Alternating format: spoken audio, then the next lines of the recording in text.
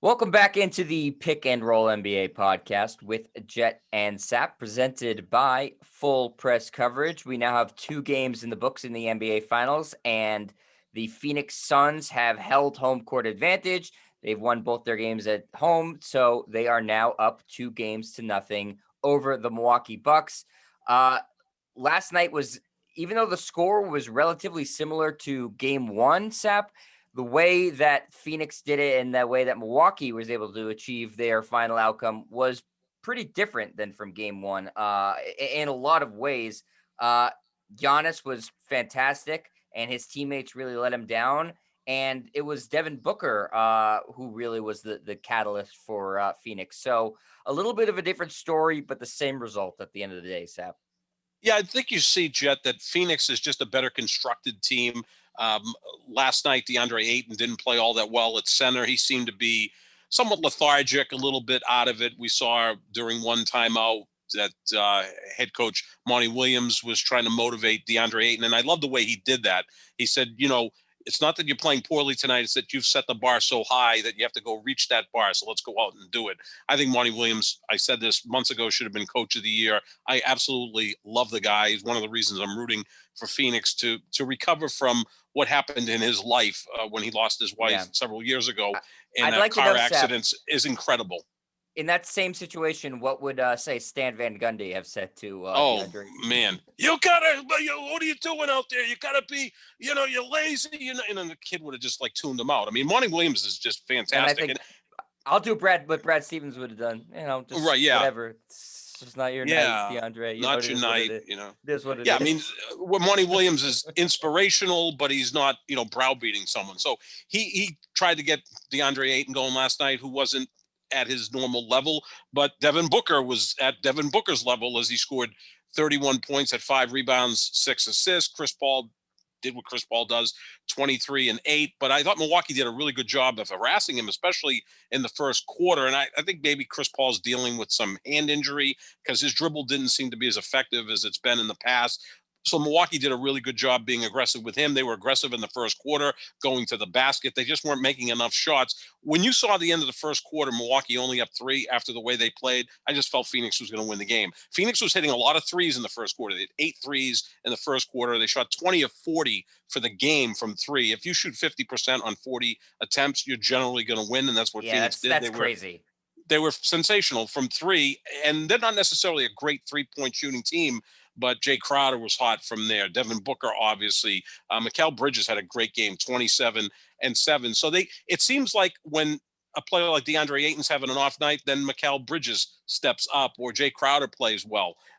It's just always someone ready to step up for the Phoenix Suns. With Milwaukee, look, Giannis, what more can the guy do? He had 42 points and 12 rebounds, and his second and third best player, Chris Middleton and Drew Holiday, just weren't good. They combined for 28 points, Jet, on a combined 12 of 33 shooting from the 37 shooting from the floor.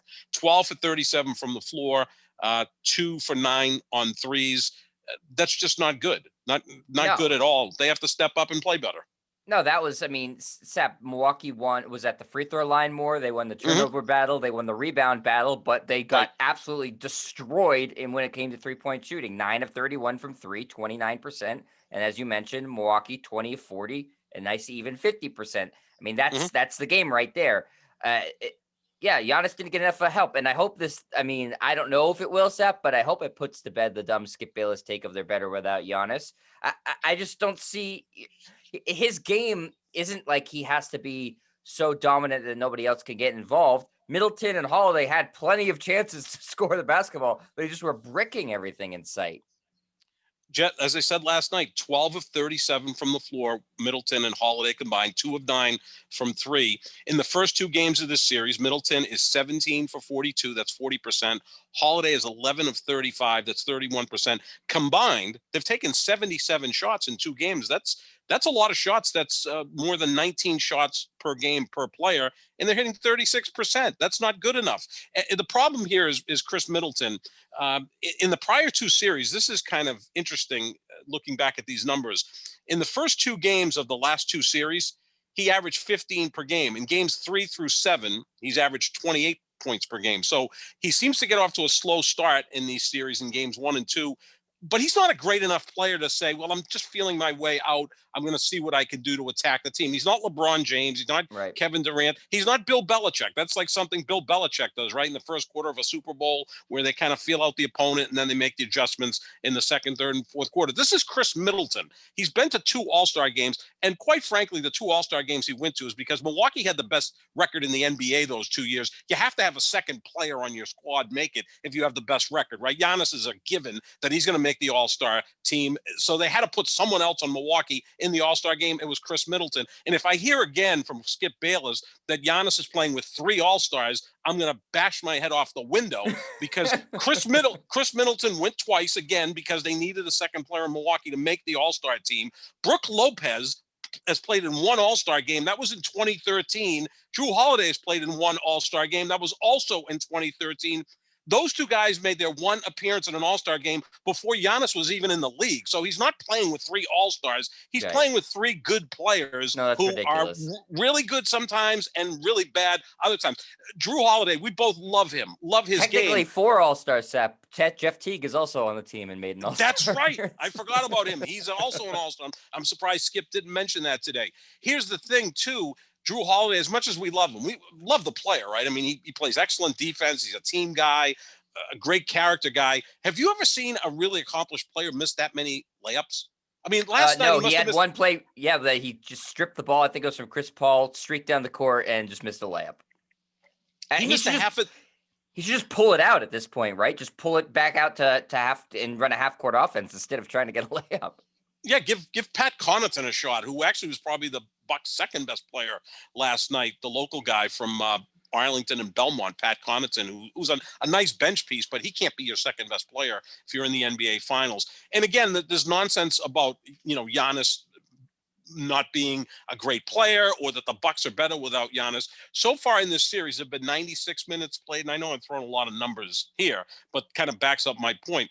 He's played in all but 21 minutes, so he's played in 75 minutes. The Bucks are a +4 when he's on the floor. They're a -27 when he's on the bench. I mean, even last night, he had to go to the bench to fix his sneaker, and next thing you know, it was a 9-2 run by the Suns. So please spare us these really hot, senseless takes that the Bucks are better without Giannis. The man won back-to-back MVPs for a reason. You take Giannis off that team, that's a 7 seed in the Eastern Conference, in my opinion. Yeah, they won 2 games over Atlanta, but Atlanta didn't have Trae Young in one of those games. He was clearly not 100% in the other game. And let's face the facts that Atlanta just got on a really nice run this year. I don't think they're a true contender. So stop with this nonsense that the Bucks aren't better with Giannis on the floor. No, we did this a couple weeks ago, Sap, saying, his game, I think, is the most over-dissected game in the NBA. Right. And I said at the time, and I'll say it again, what else do you want the guy to freaking do? He's on a bum knee, puts up 42 points, 3 blocks, and 12 rebounds.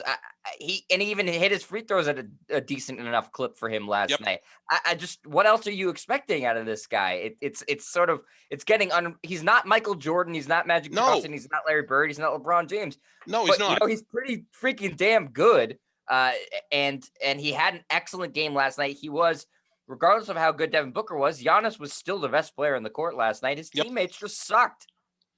Yeah, I mean, it was 15 for 22 from the floor, 1 of 5 on threes, so he's 14 of 17 inside the 3, which would lead you to believe as Giannis stopped shooting threes. You're not really good at it. Yeah, but they dare him to do it. Open. He needs to stop doing it. I mean, how many times, Sap, I was watching the game with my dad, and he's in one-on-one coverage with Ayton, and Ayton will back 5 feet off of him, and Giannis will go, okay, well, I'll just shoot a 3 here. They want him to do that. Every time they'd rather him take a 3 than drive, because if he drives, he's got a 50-50 chance of scoring and picking up a foul. If he takes a 3, he's got about a 1 in 4 chance of hitting it. Yeah, which is still better than Chris Middleton and Drew Holiday, what they've done so far in this series, shooting a combined 36%. So those 2 guys are going to have to step up. I expect they will, because, again, for whatever reason, Chris Middleton in games 1 and 2 is horrible in the last 2 series. And then from games 3 on, he's a completely different player, averaging nearly twice as many points in games 3 through 7 as compared to games 1 and 2. Will that keep up? Yeah, probably. He's going back home. He's better at home than he is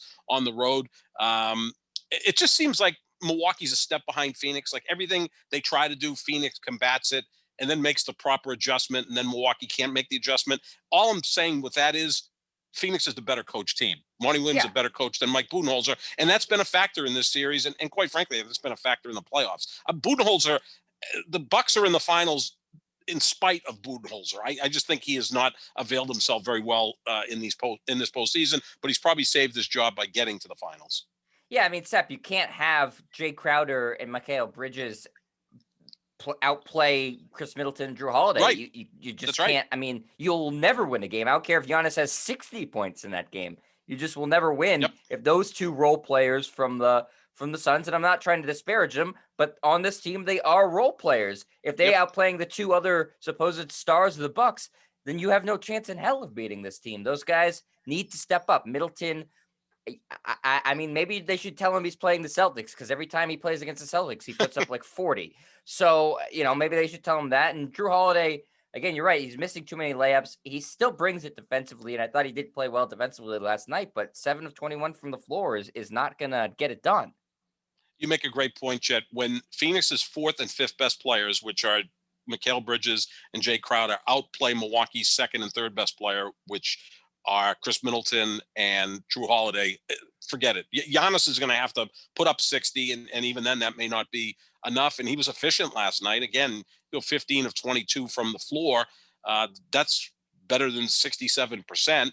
Right, and you'll take the 11 of 18 from the line. I'll take it. I'll take it. And I know the percentage is 63%, but at least it's 11 points. You see, sometimes if you could just work it that way. So if it's 9 possessions, 11 points, you can live with that. You prefer 15 or 16 of 18 the way Kevin Durant is, but he's not Kevin Durant. And this is the other thing. And again, I get infuriated with Skip Bayless, although I think he's great at what he does. He keeps talking about Michael Jordan and Kobe Bryant. Well, Giannis is not those guys. He's not. No. He never will be. But you could still win a championship with Giannis. I mean, was Shaq those guys? Shaq was a 53% shooter from the free throw line. Shaq was thoroughly outplayed in the 95 finals by Hakeem Olajuwon.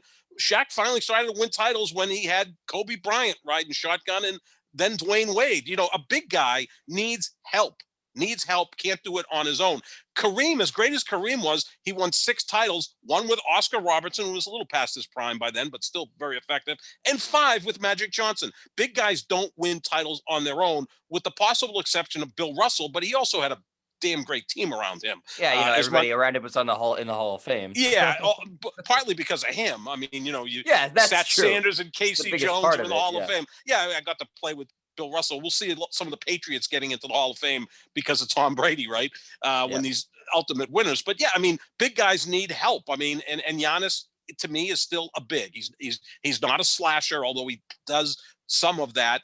Look where he scores his points. They're all in the paint. All the paint. And that's where he should. Yeah. And for the free throw line, because he gets to the line a lot. He just doesn't hit him that often. I've compared him to Karl Malone. And Karl Malone did get to play with John Stockton, and even he couldn't break through with a championship because he couldn't beat Michael Jordan. And, oh, by the way, in the 90s, really no one did. So, I mean, this backlash of Giannis, it's like, what more is he supposed to do? 42 and 12? Right, that's what I keep saying, Sap. What more do you freaking want from this guy? I mean, with Ben Simmons, you get it. Like, he just melted in the playoffs. Right. But, like, Giannis, when in the games that they're losing, that the Sixers lost, you'd say, okay, well, Ben Simmons went, 4 of 20 from the free throw line here and shot the ball 0 times in the fourth quarter. I mean, Giannis had 20 points in the third quarter, Sap. I just don't know. And 10 in the fourth. Yeah, they lost the game. It wasn't his fault. No. I mean, Chris Middleton and Drew Holiday were horrible. And then, as I said, Pat Connaughton was their second best player. And I love Pat Connaughton. I think he's a really good piece coming off the bench, but that's what he is. He shouldn't be your second best player. Do I think this series is over? No, because, again, I don't think the Suns are this, all-time team like, say, Golden State with Durant, Curry, Klay Thompson. So they have some of their weaknesses as well. And I think Milwaukee's competitive enough, and they have a great player in Giannis, that they'll be able to avail themselves much better once they get home. But Chris Middleton and Drew Holiday are going to have to play better, and Giannis going to have to continue to play at that level to get game 3 and make a series of this. Yeah, I mean, and Giannis can, as long as he's healthy, because, as good as we both think DeAndre Ayton is, like, no one can cover him one-on-one. He's just too athletic and too big and too strong. So, Giannis will be able to do what he does. We highlighted this early in the postseason, Sap. I mean, he's basically the model of consistency. When he's out there, he's going to get you at least 30 and probably at least 10 or 12 rebounds. I mean, every night he's pretty much automatic for those. You can pencil that in. He's Karl Malone. I mean, that was a great nickname, the mailman, because it seemed like every game you saw Karl Malone was 27 and 12. And now sometimes in the fourth quarter, he wasn't way more likable. I mean, you can't help but like Giannis. I mean, man, this is just a great guy. I mean, what's up? Did you see the thing? I mean, I know you watched the game, so you did see this, but he's on the bench yelling and trying to get his teammates fired up. They're all sitting. He's standing at like Budenholzer is checked out. He wants it so bad. I mean, no one. I feel bad for him because last night, I mean, it was a one-man army. It was, and then even in the huddle, people looking at him like, what do you want us to do? Maybe Chris Middleton and Drew Holiday. Again, these guys are up and down for a reason. They're level 3 players in the NBA, right? I mean, there's only so many guys in that upper tier. I think 4 to 6 players, guys that like just bring it every night on both ends, that have championship DNA. We know who those guys are. It's LeBron, it's Durant, it's Kawhi, Steph, maybe throw a few other guys in there. Then there's a lot of really great players in level 2 that have to break through. And I think like Devin Booker is there. Chris Paul is there, although an all-time great himself. Then there's level 3 players, which Middleton and Drew Holiday are. They've gone to all-star games. Middleton twice, Drew Holiday once, Brook Lopez once. Again, Drew Holiday and Brook Lopez in 2013 before Giannis was even in the freaking league. So, they're all role players. They have to play better to help Giannis out. But I just think that Phoenix is better coached. And it just seems like there's always someone ready to step up for Phoenix. Isn't there? Like Jay Crowder had a bad game 1. On the offensive end last night, he was much better. And Mikal Bridges all 5 starters looked really good. Figures. And that's something we see with Phoenix. Again, they're constructed the old school way. I mean, they've got a point guard, they've got a shooting guard, they've got a center, and now you got kind of 3-and-D guys with Bridges and Jay Crowder. And Bridges is starting to remind me a little bit of Harrison Barnes when Barnes was on Golden State and they won that championship in 2015. He's kind of the forgotten Swiss guy. Army knife guy. He's a good basketball player, plain and simple. Yeah. Like he doesn't do anything great, but he does everything good enough. Jack of all trades, master of none. Is that the old saying, Sep? Yeah, and Jay Crowder's kind of that guy too. They just go out there and they know their roles. They're not trying to do too much. Like all of a sudden, you're not going to see Mikal Bridges and Jay Crowder decide they're going to run the offense. Not when Chris Paul's on the floor or Devin Booker, who is, he's kind of like the second in command of the organization because you feel comfortable with him being the lead dog. So yeah, I mean, I just get tired of the backlash at Giannis because it kind of reminds me a little bit of the backlash LeBron used to face. Like in the finals, he'd put up 51, 8 and 8, and they'd lose in overtime. It's like, well, he should have taken the last shot, or he should have done this, or he missed a free throw in the second quarter. It's like, okay, let's over dissect these guys' games to the point where, you can't like praise them. And again, it goes back to Bill Simmons. Giannis is like a 95-5 guy. Like 95% of his game is absolutely awesome. There are some holes in his game. I mean, he's not a great free throw shooter, not a great perimeter shooter. His feel for the game sometimes seems a little bit awkward. But for what he does out there, he's damn great, and he needs help. Yeah, I mean, I think you'd be foolish to say he can't be the best player on a team that wins a championship. Sure. I mean, he's won 2 MVPs. He clearly can. It just, he needs other guys to step up, and if they do end up losing this series, they need to try to find a way to upgrade that talent if possible. Oof. But it's hard. I mean, Milwaukee's That's a tough market. Tough. So I don't know how they do it. I mean, we said this at the beginning of the finals. I don't think either of us expect these two teams to be here next year. So this is both their best chances. Fortunately for Giannis, he's still got a lot of basketball ahead of him. Chris Paul is at the tail end of his career. He's still excellent, but Giannis is still relatively young. I think he's 27 years old. Yeah, he's 26. He's in his 8th year. So he's still got, I think, 5 years in his prime. He relies so much on athleticism. I don't know how he's going to be into his early 30s.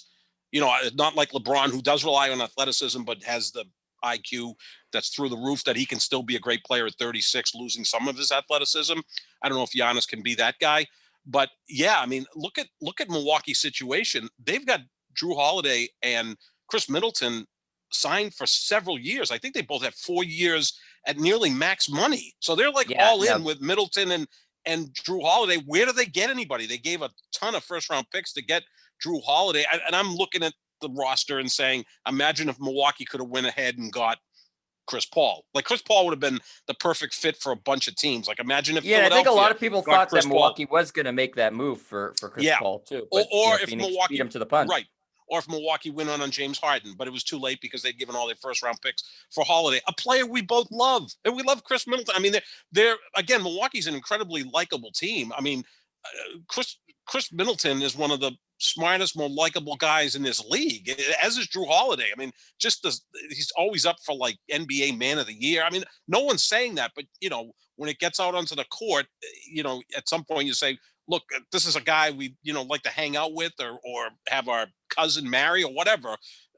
But on the basketball court, you've got to be kind of that cold-blooded killer, and they're not at that level. So you ask them to do more than they're really equipped to handle.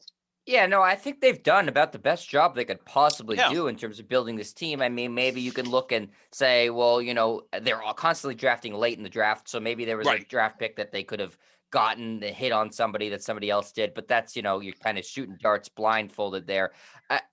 I don't begrudge them that Drew Holiday trade at all, because the James Harden thing happened after that. So had they known Harden was on the market at the same time, maybe you could say, well, why did they choose, Drew Holiday over James Harden? That's foolish. But, it happened before, so you can't really ding them for that. I think this is about as good as they could get it. Maybe personally, I would have moved on from Middleton and kept Brogdon. I think Brogdon is a reasonable facsimile for less money. So maybe that would have allowed you to bring in another player, and it would have been better because you have Brogdon plus the other guy. I mean, Middleton is a better player than Brogdon, but I don't think by that much, considering their salary differences. So you can nitpick here and there, but I really do think this is about as good as they can build a team, because it's just not a free agent destination at all. And they've had no high picks to work with. No, and they kind of screwed up in the offseason. Didn't they have Bogdanovich pretty much ready to go and they blew it? Yeah, there was some sort of contract thing that they got docked for tampering too. Yeah, they blew that because the timing was off. That would have been a nice piece on this team. Yeah, that would have been a really nice perimeter shooter. Yeah, because that would have helped Giannis spread the floor a little bit more. Look, they're still in this series. They're down 2-0, and it doesn't happen often in the finals when a team gets down 2-0 that they come back to win the series. I don't think it's going to happen here. But obviously, these games are so spread out, man. I mean, Game 3 is Sunday, Game 4 is Wednesday. So Giannis is only going to get healthier. He's still going to be the most dominant guy on the court. Comes up if Chris Middleton and Drew Holiday can step up and be very good. They don't even have to be great. Just be very good to give Giannis a hand. And then you see what happens with the Phoenix players. I mean, I think Devin Booker started to feel himself a little bit last night. He got hit again by Drew Holiday. It seemed like after that, he shot better. Like it's almost maybe. But yeah, I feel bad bit. for him. Since he's broken the nose, he has got hit in the nose again a couple of times. I mean, his nose is going to be all sorts of messed up. I feel like.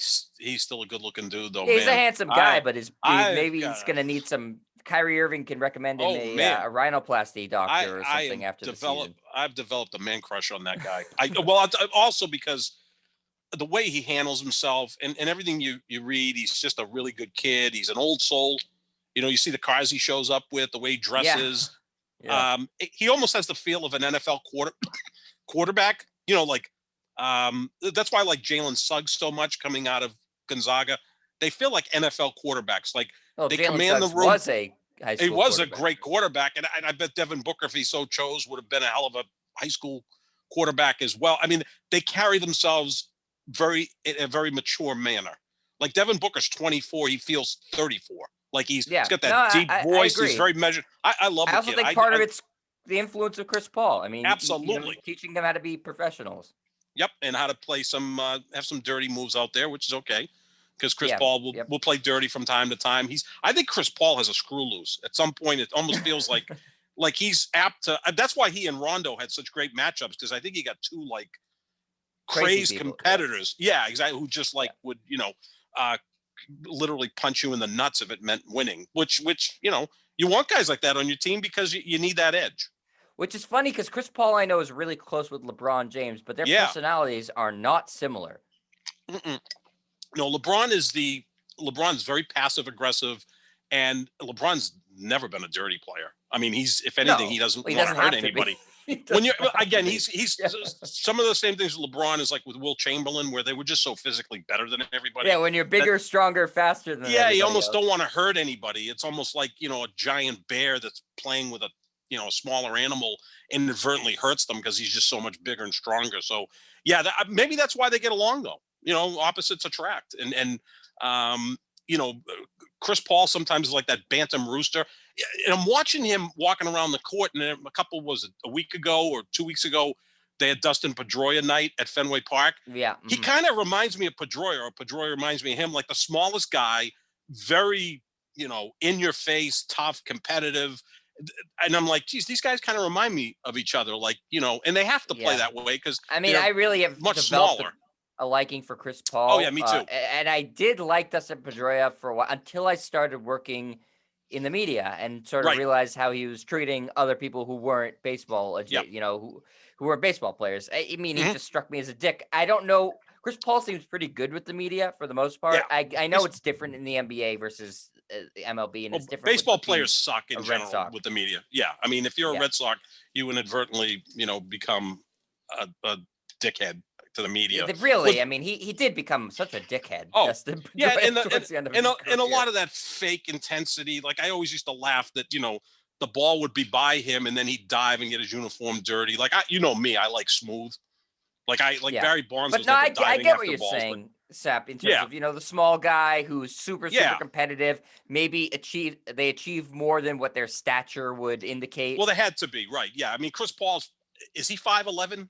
I mean, Yeah, probably he's that. 5'11", right? I mean, he's smaller than Isaiah Thomas, not the He's one that never played for been the ripped Celtics. or anything like that. He's kind of got a dad bod, doesn't he? He's Yeah. got like a little bit of a gut. I know he's changed his diet, but he's out there on skill and smarts and obviously athletic ability. You're not becoming an all-time great point guard in the NBA with all great athletic ability, but kind of like Pedroia, they kind of got that little edge to them, and I'm rooting for him because I think he's a great player. And I like those types of players in terms of how smart he is on the court. I mean, his IQ is through the roof. He's been the president of the Players Union for what, 8 years? That's a Yeah. pretty long term. I mean, that's He's as long as he's Obama was very, very president. good at it. Yeah, he's He's excellent great at at it. Yeah, and I think when he retires, he's going to be a general manager, coach. I don't know if he has quite the money to maybe a part owner. Who knows? You never know if some of the players decide to get together and buy a franchise. I know you've talked about that Portland is probably the best place for an ex-player or ex-players to look Right. at because of the situation there. Who knows? Maybe LeBron, and a few other guys end up Yeah, buying Chris a Paul's another franchise. Jordan Brand guy. He's Yeah, got ties to Beaverton, Oregon. So yeah, I yeah, mean, maybe they band together. I mean, LeBron doesn't need all that much help financially, but no, uh, maybe that's a possibility. Sap, one last note on Mikal Bridges, because we were talking about him too. I forgot, and I was remembering this during the game last night. Do you remember the Sixers drafted him? yes, Went to Villanova, grew up a Sixers yep, fan. Mom works for the team, and they traded him on draft night. How much do you think the yeah. Sixers are regretting that now? Man, the Sixers are regretting a lot of things right now, aren't they? I mean, yeah, Mikal Bridges would be the perfect guy on that team, right? Can hit threes, defends. I kind of like a younger, better version of Danny Green, and I But think between losing that Danny, and the Fultz the pick where they local, gave up Tatum, it's like, what are uh, they doing? I mean, yeah, imagine them with Tatum, Simmons, and Embiid and Mikal Bridges. If they just stuck with who they drafted or just drafted the right guy, man, they would have been unbeatable. I mean, Yeah, pretty they would have been damn the good right Warriors. now. Yeah, yeah, because you get Tatum. Could you picture Tatum and Ben Simmons on the floor together? First of all, they're both so freaking long and athletic, and one guy is such a great scorer, and the other guy's a great facilitator. And then you throw Embiid into it. Although Embiid started to piss me off as much as I love him at the end of that Atlanta series. I mean, you can't throw your teammates under the bus. You just can't. And you also got to work harder to stay healthy. You can't be flopping all over the floor and coming out with the statement that I really want to be a guard when you're 7'1" and have a skill set that's one of the 3 or 4 best in the history of the league among big men. Seriously, I mean, on one hand, I could probably name guys that have a better skill set than Joel Embiid as big men, if I can go that far. Obviously, like Russell, Chamberlain, and Jabbar, let's just put them aside. But he's got a better skill set than Moses Malone had. But Moses Malone just worked his ass off so Yeah, hard that he won 3 he can shoot MVPs. threes and put the ball on the floor. I mean, that's crazy. Yeah, I mean, he's at the 7'1". Olajuwon level, right? I mean, as far as skill, I mean, I think if Olajuwon was playing today, he would have been a good 3-point shooter. Like, I think Yeah, that we would have absolutely. figured out how to do that because he's like Jordan, Kobe. If they were playing today, would have shot more threes and been great at it. Because I think if you're like an 85% free throw shooter, you probably can extend it out another 7 feet and be pretty damn good shooting threes. So, yeah, but that Philadelphia franchise, yeah, I mean, Mikal Bridges would be like I said, a younger, better version of Danny Green, because he kind of just blends in and does what's necessary. And he's got that championship DNA with Villanova. I know you don't normally carry over winning in college to winning in the pros, but I don't think it hurts. But I mean, Right? I geez, he mean, grew up there, and his mom worked for the freaking team, and they traded yeah. away on I draft night, mean, Sap. I mean, how many more signals do you need? yeah, I don't know. I do think it's fair to bash Embiid for the being in shape, but I saw this. I'm glad you mentioned that, Sap.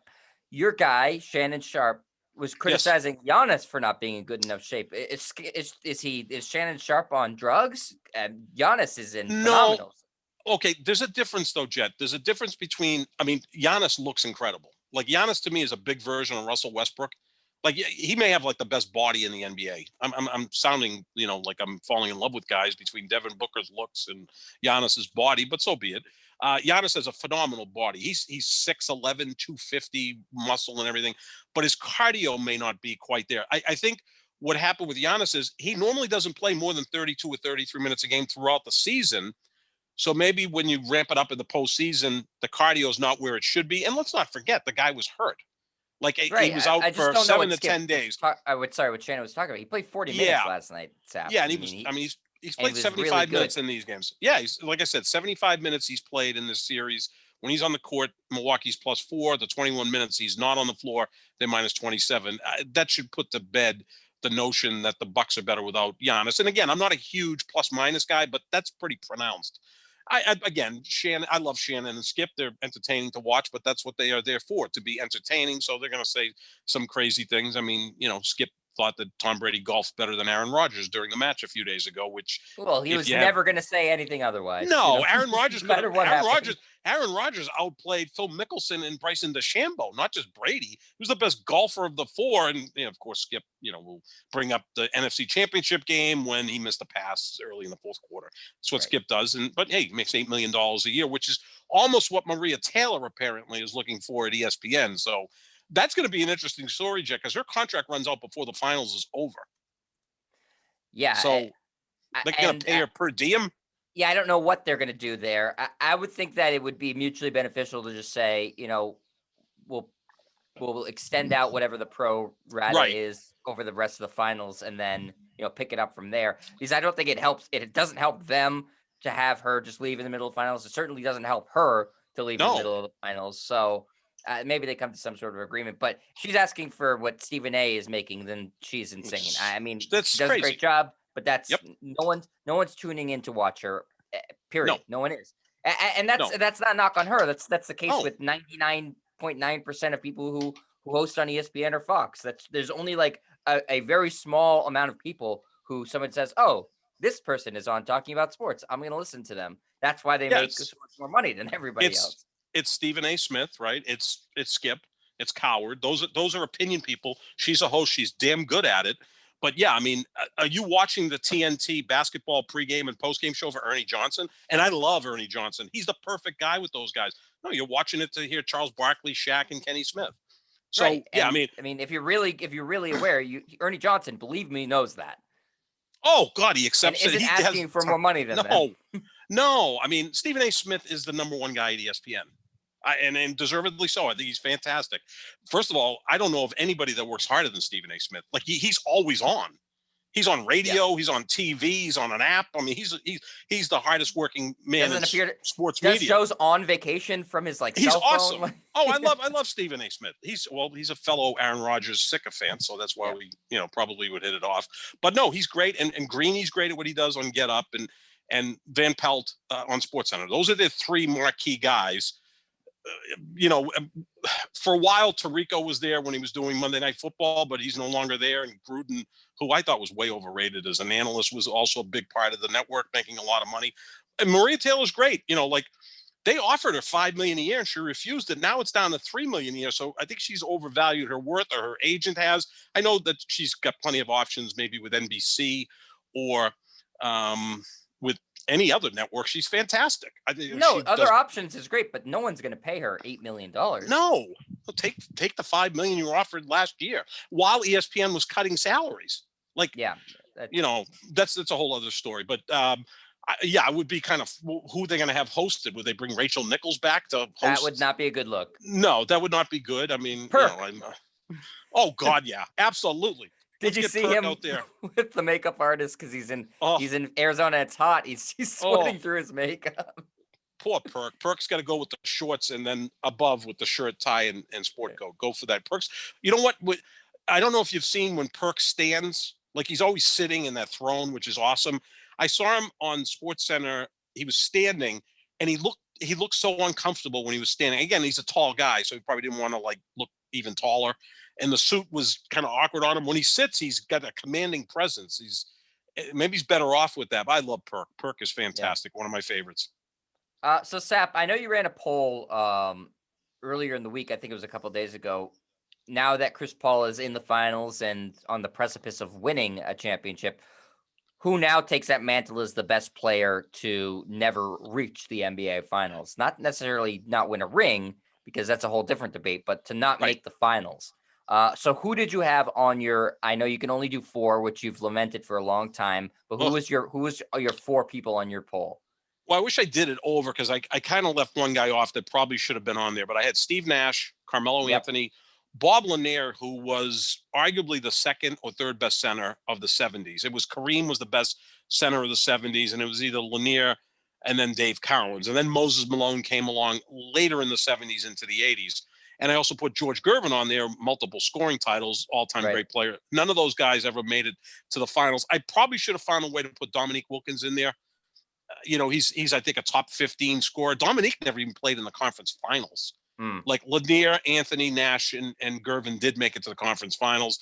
Vince Carter, Sidney Moncrief, Chris Webber, my guy Marcus Johnson, who I think belongs in the Hall of Fame. A lot of players never got the chance to play in the finals. I mean, I think the easy answer is name the greatest player to never win a championship. To me, it's Elgin Baylor, who I have as the 11th greatest player ever. And he's the highest rated player on my top 50 list that doesn't have a championship. He technically was on the 71-72 Lakers, but he got hurt early in the season, didn't play. I think it's Steve Nash, only because he's won 2 MVPs. Yeah, those are kind of garbagey MVPs. I know. It's because really he won 2 MVPs playing pretty much the same way that Chris Paul played this year. Right. I mean, Chris Paul's in the finals, and Steve Nash didn't make it to the finals. And I get it's a regular season award. Yeah, he probably shouldn't have won both. Maybe should have won one, but Shaq should have won one of those. And I think either Kobe or LeBron should have won the other. I think Kobe. Kobe should have 2. One of those seasons, I think, was the one that Kobe had the 81-point game and led the league in scoring by like 8 points a game. He averaged 35.6 points per game at a time when no one was scoring. If someone scored 35 a game now, he probably should have won. I mean, look, all these great players should have more MVPs than they have. Like LeBron Kobe and Shaq have one each. Steve Nash has 2. I mean, come on. Well, that's like why on one of the debate shows today goes, Devin Booker going to win an MVP? I go, he's probably good enough to, but do you realize how difficult it is to win an MVP? He won't. Because there's Luka's in the league and is younger, right? Like, we think Luka's better than Devin Booker. As much as I have a man crush on Devin Booker, I'm kind of a man crush on Luka too. Good looking dude. A lot of it seemed to be double doubles and triple doubles seem to be weighed highly into this. And Devin Booker is never going to be a 10 rebounder, 10 assist type of guy. No. I mean, Nash was averaging a double double with that sort of stuff. Luka, man, could average a triple double. Harden won his MVP, averaging close to a triple double. We know that Westbrook won his MVP with a triple double. LeBron's always close there. So you need to be good at more than just scoring. You can't just be an unbelievable scorer. Now, I mean, Kobe was obviously his best skill was scoring, but he was, great at other things as well too. So he was also first team. Yeah, he was first team all defense the year. Yeah. So and I love Booker again, but Chris Paul's never won an MVP. Finished 5th this year, which it's not easy. It's not easy. It's like, go to baseball. Manny Ramirez never won an MVP. All-time great hitter. David Ortiz never won an MVP. Freaking Ken Griffey Jr. won 1. All-time great player. It's not easy to win MVPs because there's only 1. In baseball, there's 2 in each league. But in basketball, there's 1. Kevin Durant's won 1 MVP. Like, do we think that Devin Booker is going to equal Kevin Durant? I don't think so. And again, I love Booker. I do it. I just, the comparison with the Kobe kind of drives me a little crazy because I think the comparison is Ray Allen. I He's agree, 100%. not quite the deep shooter that Ray Allen is, but Ray Allen scored a lot of points in mid range, and he had that impeccable jump shot. Right, it was like textbook. Like, he could stop on a dime and just rise up, and it was nothing but net from 12, 15, 16 feet. That's who he reminds me of. Moves so well without the ball, like a real serious player. Yeah, Like, if we're gonna start comparing Booker to Kobe, then Booker has to, be able to be the one guy on the team and right, bringing them to, to glory or at least competitive. I mean, he never made the playoffs until this season. I'm not right, trying to take away from him, but that's the case. Kobe was, for a couple seasons, the best player in the NBA. yeah, Evan and Booker isn't even the best player on his team. no, no, and again, I love him, but let's not go there. And I mean, I think it's a fair comparison to say Giannis is Karl Malone, like the numbers and somewhat holes in their games, and can they break through? And I mean, as much as I dislike Karl Malone personally and professionally, I think he's an incredibly overrated player. But he did make it to the finals and then ran into Michael Jordan. Good luck with that. So. But that's more an apt comparison. Or the one I always go with is Chris Paul and Isaiah Thomas. I think there's so much alike. I think Isaiah Thomas was slightly more explosive scorer than Chris Paul. I think Chris Paul's a slightly better defender, but they're very similar as players. But Booker, as much as I love him, and I know that Kobe loved Booker and loved Tatum, those were his two guys. They're not Kobe Bryant. They don't have the skill set, or they don't have that incredible desire, that competitiveness. I know you don't want to say Mamba mentality, Sap. I'm not going to say Mamba mentality. And you know what? It leads us to, I know, our next conversation, which is going to be about Jason Tatum. And I saw an interview with him because he's, going to be playing in the Olympics. Man, is he the least inspiring guy on the microphone we've ever heard? I mean, shy. My Lord. I mean, he could tell you that a building was on fire and I wouldn't escape it because I wouldn't believe it, or it just wouldn't resonate. He is laid back. Well, he's still finding his own as a personality. He's very That's chill. True. Very good. But another good looking guy. All these great NBA guys are good looking dudes. It might have something to do, like the quarterbacks. Like, all the quarterbacks are good looking, as Colin Cowherd. It's a confidence thing. Of course it is. On the playground. Why Zaza Pachulia was never the best player in the NBA, Seth. Or Dario Saric. This never happened. What's interesting about this list of guys that have never made the finals, I should say, is that what it shows me is that most great players do eventually get there and get a crack at it, but you better take advantage of it when you're there, because you don't get multiple cracks at it. You usually get a crack, maybe two, because if you look at the list, I mean, those are great players, Sap, that you've mentioned, but there's a lot of great players who have never won a finals who had a chance at it and just never were able to, win the whole thing. So, if you're a young star right now and you're struggling, history would show that there's a good chance at some point in your career, if you're really good, you will at least get there once. But just like this series is showing, Sap, it might just be the once. Right. Yeah. I mean, as great as Giannis is, right, I don't think the Bucks are going to be as good as the Nets or the Sixers next year. If the Sixers get their act together, if the Nets stay healthy, I think those are two better teams than the Bucks. This is the Bucks' opportunity. Look at the Bucks roster. Other than Giannis, it's an old roster. Like, is Middleton and Drew Holiday going to get better next year, or are they going to just be older and not as good? You see what I'm saying? And I'll go back to football. My guy, Aaron Rodgers, in his third year as a starter, got to the Super Bowl and won, hasn't been back since. Like, when he won that first Super Bowl, I'm like, he's going to go back several times and win 2 or 3 and, measure up. And as great as he's been, I mean, he's won 3 MVPs since he won a Super Bowl. He hasn't been able to get back. So you're right. I think you get spoiled. Imagine being, like, even older than me, which is pretty tough to comprehend. But imagine being a Celtics fan growing up in the 50s and 60s. They went to the finals every year but one with Russell. That's Sap. It's been my life as a Patriots fan for I'm 32, but for most of my high school and college days and after, it was every other year they were in the Super Bowl. Or at least in the AFC Championship game. So, like, you just, like, wake me up AFC Championship Day Sunday, and I'll tune in to see the Patriots playing Denver, Baltimore, Indiana, whoever, and then that's when the season starts. Yeah, now as a LeBron guy, the guy's been to 10 finals, so I've enjoyed. It's been to 10 of the last 12 finals. That's pretty damn impressive. But So, right, if you're Devin Booker right now, I think you realistically, he's young and he's probably like, I'll be here again. You very well may not. You get a crack at it. Most of these guys do not get multiple chances at it unless you're LeBron. I mean, Right. That's just, I mean, but that comes around once every 50 years or so. Yep. So That's Michael Jordan, Bill Russell, Magic, Bird. Yeah, the guys that they're the all-time greats. They're right. They're unicorns. So yeah, no, if you're Devin Booker, this is your opportunity. And I think before the series, I think he's going to win the MVP. It's probably right now going to be either he or Chris Paul.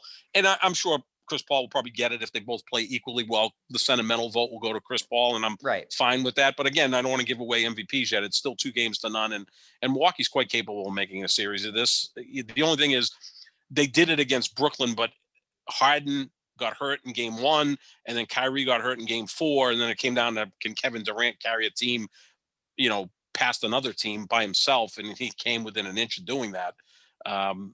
So I wouldn't count the Bucks out yet, but they're gonna have to come up big on Sunday night in game 3.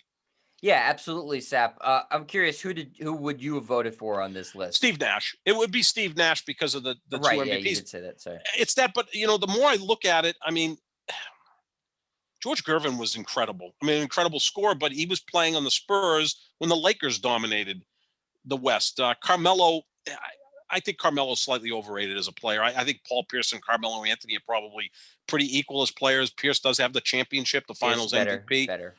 You think he's better? I mean, I think it's a fair argument.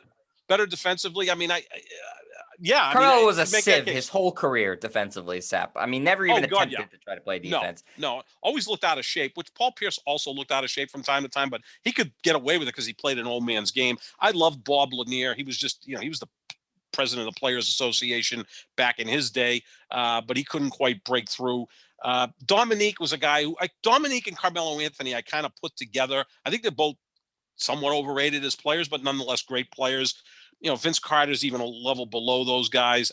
It would probably be Nash. It might even be George Gervin, though. I mean, George Gervin was constantly first-team All-NBA, winning scoring titles. I mean, you can make a case. He's another guy that for some reason gets forgotten somewhat, because it was from a different era. ABA expansion team, basically. I mean, on a Spurs team before they were the Spurs. Yeah, and then with the Spurs, they were damn good. He had Artis Gilmore as a center, and they couldn't beat the Lakers in the West because really no one could beat the Lakers except Houston did twice in the 80s. Sap, that's the Spurs players' lot in life. You get forgotten about. If as great as Tim Duncan is, he constantly gets forgotten about. If you play for the Spurs, you get forgotten about, even though are one of the most. I think they are actually the most successful franchise winning percentage-wise in the history of the NBA because they're they have an insane winning percentage. But I think it's an interesting discussion, especially because this year, probably the two best guys who have never made the finals happen to do it in the same year. Yeah, that's why I thought it'd be a pretty good poll. Yeah, because I think Chris Paul's better than any of these guys, and I think Giannis will be better than these. Like, I think Giannis in 5 years, without question, I mean, let him still play out a little bit. He's better than Carmelo Anthony. He's better than Dominique. He's better than Chris Webber. I mean, he's won 2 MVPs. He's been a defensive player of the year. He's better. More than so I mean, already has. These are the two guys. So now it's left to who I'd say Nash, but don't discount George Gervin because he was damn great. Yeah, and I know people are going to start. He's not there yet, but people are going to start talking about Paul George the more he doesn't make the playoffs. I'm assuming. Yep. No, yeah, because I think, and you saw how good he can be. He's probably the best active player, right? Who's never made it in terms of what he's accomplished so far. I'm not saying. I mean, I think that guys like Tatum could get better than him, but right. But as far as like someone who's played, like even Jimmy Butler made the final. So yeah, I would say that Paul George is probably the best guy that hasn't made. He's constantly, first or second or third team All NBA, All Defensive NBA. Third in the MVP voting a couple of years ago. Yeah, I think you make the case now that he's the best player that hasn't played in the finals. And look, he played really well in the postseason this year. I mean, I know he missed big free throws and all of that stuff, but in totality, macro, he was pretty damn good. Yeah. I do want to talk about Jason Tatum, Sap, but I feel like we should do that save that for another show. Are you okay with that? Good idea. Yeah. Because that's a whole, maybe again, to use the word macro for the second time in like 12 seconds. Yeah. More of a look at the Celtics. And maybe we'll do a a Celtics podcast, Yeah, and I in the think very near future. Yeah. also this summer, I think we'll spend time talking about Team USA basketball Yep. because we'll Yep. have that covered for everybody. And I always Cool. like watching the Olympic basketball too because there's some different rules. Obviously, Team USA is expected to blow the doors off of everybody else, but there's some damn good international teams out there too. So we'll talk about that and the Yep. Celtics connection and the Bradley Beal, Jason Tatum stuff as the Olympics approach. But we will be back to recap game 3 in Milwaukee. That game is on Sunday, so pretty spread out. So we'll be back to recap it on Monday. Sap, do you want to give a quick prediction for that game? Yeah, I think Milwaukee will win, and they'll cover. They're a 4.5 point favorite right now. I think they'll come up big. The crowd will get them playing at a higher level, and I think that Middleton and Drew Holiday will be that much better in that game. And I think Giannis will continue to be what Giannis is, and I think they'll be able to win. They've been very difficult to beat in Milwaukee. I mean, they lost one game to Atlanta, and other than that, they've been pretty damn good at home. I think they'll win, by 8 to 12 points and get this back to somewhat of a series. Yeah, I completely agree with you, and credit to the fans of the Suns and the Bucks who have been incredible throughout the postseason, and I think have really given each of their respective teams a lift. I Hmm. mean, it was deafening last night during the Oh broadcast yeah. in Phoenix, and you see how into it the Bucks fans are with the whole Bucks Plaza or whatever the hell they got going on there, and Yep. then their fans inside the Fiserv Forum as well. So yeah, I think the crowd will give them a lift and help those guys, like you said, the C-level stars and in Middleton and Holiday and Giannis, you can pencil in, like we always say, for 30 plus and 12 plus. And I also think that, there is, when you're up 2 games to nothing, there is a natural inclination that's hard to fight to take your foot off the gas pedal a Hmm. little bit. Now, maybe Yep. Chris Paul will help motivate them to not do that, but Booker and Nathan are still very young players, and this is still their first postseason. And I know they've been incredible, but it's hard to be motivated for every game. And when you have that 2 game to nothing cushion,